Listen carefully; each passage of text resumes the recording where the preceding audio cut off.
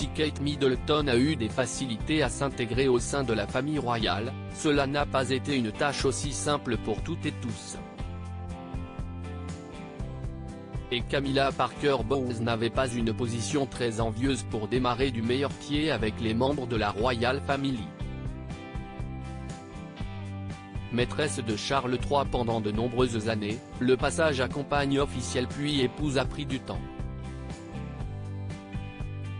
Et elle a été longtemps vue comme oisive et n'ayant jamais véritablement travaillé. C'est ce que révèle Philippe Kyle dans son livre Charles III éditions. Perrin. Camilla Parker Bowles, aujourd'hui reine consort, a toujours été un précieux soutien pour Charles.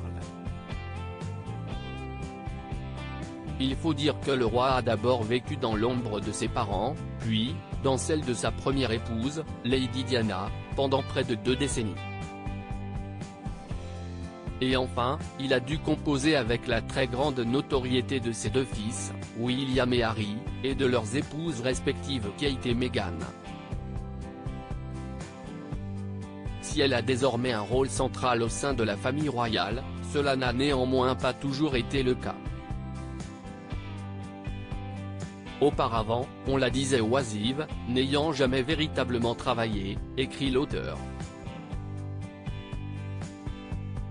Alors quand à l'âge de 58 ans la duchesse de Cornouailles rejoignit la famille royale, on imaginait qu'elle ne se métamorphoserait pas soudainement en bourreau de travail. L'anti-Diana est pourtant.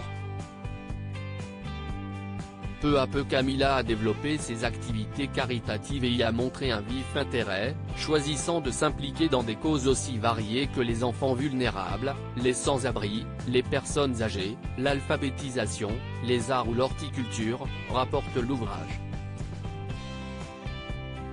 Et elle devient ainsi pour beaucoup l'anti-Diana, laissant Charles III briller enfin, en étant son plus grand soutien sans particulièrement attirer l'attention sur elle.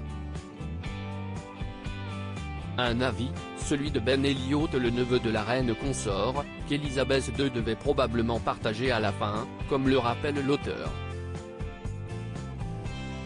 En témoignait son attitude envers Camilla, qui avait changé au moment du jubilé de diamant. Dans les dernières années de sa vie, la souveraine avait une excellente relation avec sa bru, les 2 femmes se parlant régulièrement au téléphone, peut-on lire.